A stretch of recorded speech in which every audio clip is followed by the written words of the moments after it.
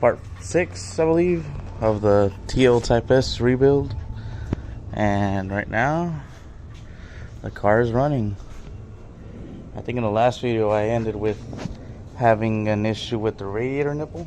So what I ended up doing was I grinded away most of the plastic, and then I tapped it for I think it's a 1/8 national pipe thread, and used a 5/16 to 1/8 fitting, barbed. Let's see. Anyways, it's on there, and it's not leaking anymore, and it saved me $150 versus buying a new radiator. I didn't want to do that, so eventually it'll probably end up cracking. But anyways, we'll worry about that later. So we actually had issues with it misfiring because 1, it was low on fuel, and 2, I don't know how old that fuel was. And then also, number 3, we didn't have a fuel cap. And that's what, so I don't know how long it's been sitting. It could be over a year of sitting, close to a year of sitting with no fuel cap on, all the moisture getting inside of the fuel tank. So that's enough to cause the fuel in there to go bad. There might be water in there, I don't know. But as soon as I went to the gas station, filled up with some 93, ran it for a bit, it stopped misfiring. Although I am getting some hiccups here and there, so I might end up going through that tank of fuel that I have for now, and then pulling the fuel pump and cleaning out whatever's in there. I also noticed I'm having some starting issues intermittently, where the starter will click and then it will engage and start the car. That could have been from me doing the constant compression readings, or also the previous owner trying to constantly crank it even though it had a blown engine. Combination of the two, who knows. So we might be getting a new starter.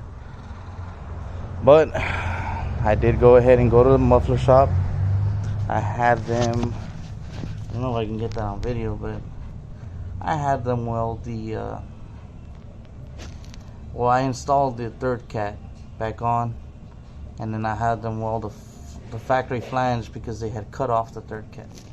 So somebody got me the flange. I had them welded on, and I was able to bolt on the third cat like factory, and no more exhaust leaks.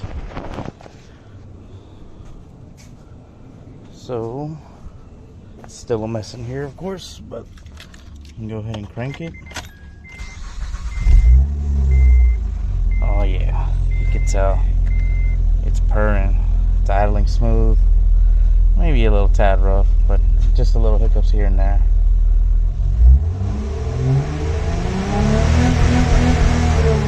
Yeah, smooth acceleration. Yeah, we got some warning lights. My alignment is off to the left.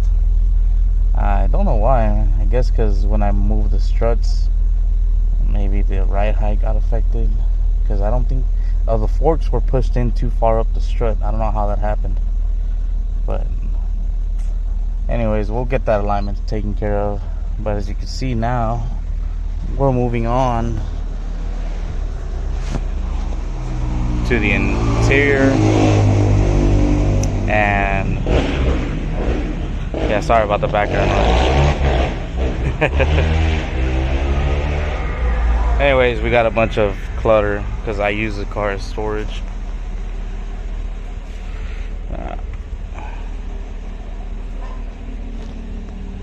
It's nice and quiet. Got a lot of stuff that I gotta clear out from inside. Some stuff I didn't even actually see before until now. So let's go ahead and start getting some of this cleared out and organized. That way we can see how the interior is. More than likely, we're gonna have to take out the seats and pull the carpet and pressure wash. So stay tuned. Alright, I just spent the last hour clearing out everything that was in the car. And I bought these trims because they're not painted blue like the other ones. As you can see, there's still some other trims that I need that have been painted blue. It's not worth the effort to clean them up and repaint them. Also, this overhead console is broken. I think I can just unscrew the electrical portions and just get a new trim. Probably in a different color. Thinking about going black for the interior trim, and then doing something else for the interior panels. It's still filthy as heck. I'm gonna clear out some of these bolts because I don't know where they go. Just not gonna throw them away just yet. It's still pretty filthy. Change everywhere. I'll collect it as I go. But steering wheel has it covered because, man, that steering wheel is nasty. So what else? Yeah, door panels, looks like I'm gonna be replacing them. I'm gonna look at each and every one to see how bad each skin is. Yeah. I mean, there's plenty of these being parted out. Yeah, and yeah, I'm referring to the Type S as well, because every other week I think I see a part out for a Type S. They're getting blown up right now. I want them, the spare tire was shredded. That sucks. Hopefully I don't need one. This door panel, see, it's got some damage there. And again, this is the reason I only paid $300 for the car. Interior, exterior, and mechanical, and electrical. The only reason I really bought it was because it had a clean title. If it had no title, heck no. It's not even worth my time. The dash is cracked. I already got the navigation screen. I haven't installed it yet. Radio works. That's good. Hopefully the AC works when I charge it. As far as the dash goes, I'm not sure if I mean, yeah, I don't care about a cracked dash, but I'd be interested in fixing it by either replacing it, or I know it'd be a hassle to fill in the cracks and to sand it and, you know, paint it. But I mean, these always crack, so if that, you know, prevents it from cracking again, maybe that'd be something I'd do. But I mean, it's a hassle. Let's see what else as far as this door panel. Yeah, it's got some bumps and bruises here too. So we're probably looking at all 4 door panels, which again, it probably wouldn't be too expensive because I see too many part outs. This one definitely would have been a part out if somebody else got a hold of it. Somebody that was sane. Alright, well, I think the next step would probably be, I'm going to be removing the seats another day, and then taking out the carpet and pressure washing it, because that's what's really on my mind. It's been running for about an hour.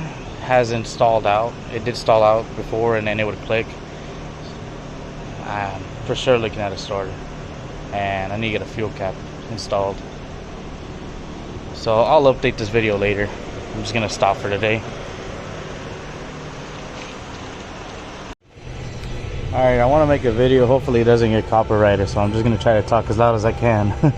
So first test drive went okay, and then I broke down on my way to lunch. So I got a multiple codes for the crankshaft sensor. It was a P0389, and then another one for the camshaft, P0344. So quickest thing I can do right now is substitute for another sensor off the old engine, and then we're going to test it and see what happens. I did do a continuity check on these wires for the sub harness. Everything checks out okay, so I'll see what happens. It's actually a quick video on how I got to the crankshaft sensor. Well, simple enough. You just have to remove this power steering pump up and out of the way. You don't have to unbolt it like the pulley from the hoses. Just get enough room to where you can stretch it up over here. You have to unbolt the pressure hose from the mounting point over there. Remove the upper and lower timing covers, but obviously you have to remove the belt tensioner first in order to get access to the upper timing cover bolt on the front. So remove the belt tensioner, remove the drive bolt, of course. Remove the upper timing cover, remove that rear upper timing cover, excuse me. And then you remove the crankshaft pulley, which obviously is going to be hard if you don't have the right socket or air impact or a Milwaukee impact maybe. And then afterwards, you can gain access to the crankshaft sensor. Alright, this is a very late update. I actually haven't filmed myself driving this car, so I guess this will be the first drive.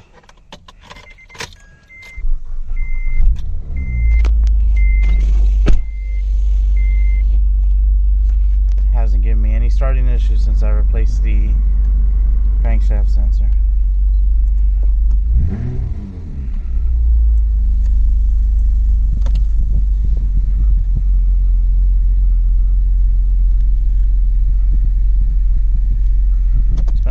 I've driven it, but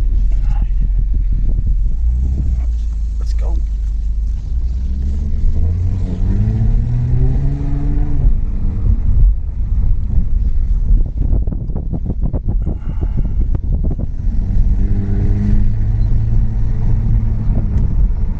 Smooth, no transmission issues, luckily.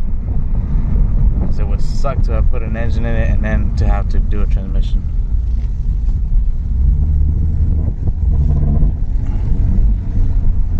I think the exhaust is rattling on the body. Just little odds and ends, but at least it drives. It left me stranded because of that crank sensor. That really sucked. But as you can see, you got all squared away.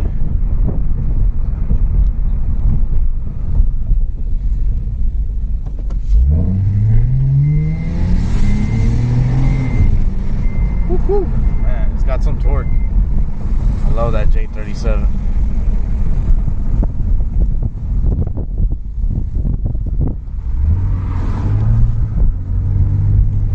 Alright, well anyways, let me get home and I'll update on the video.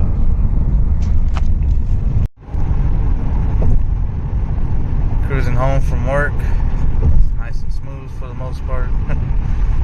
Yeah, it's still got its little quirks here and there, but it gets me home. And that's something.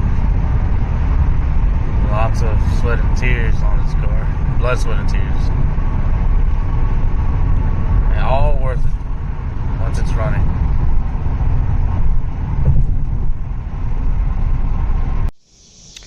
Alright, I'm actually beginning to lose track of the videos just because I've been busy with life and work and everything else. I don't really have a lot of focus on this. But I actually did buy an interior, although not perfect, better than what I have here. We're actually switching to the black and the, like, what is that, gray two-tone seats. You see that? That's why I say not perfect. But for the amount I paid for everything that you see here, which includes all 4 door panels, front and rear seats, not perfect, and all the interior trims, including this shelf, which is also black, as well as the front struts and the starter. And there's some other odds and ends. The shift knob, which is carbon fiber. The steering wheel, I haven't installed that yet actually. Center console as well. I believe oh no, heck no, I remember. I paid 150 bucks. Well, 180 because I tipped him some more. But really, I should have paid him more. But I scored all this for it was stupid cheap, and it was awesome. I mean, that car was just gonna get junk, so I pretty much got everything that I could to do the conversion to black. Actually, looking at that center console, I realized that it didn't have the armrest, but it's okay. We can just get that recovered. We're gonna be redoing the headliner as well because I didn't take it off the other car, and I got the sun visors and all the little clips, anything that was black, the handles as well. I just didn't get the headliner because it was sagging on that car. We're gonna be redoing it in hopefully like a suede or something. But I also took the carpet. I forgot to mention that, because this carpet, while I can clean it, yeah, nah, I don't know. The other carpet was in better condition as far as like stain wise, and I pressure washed it. It's just a matter of taking everything apart and installing it. So I'll update when I get on that.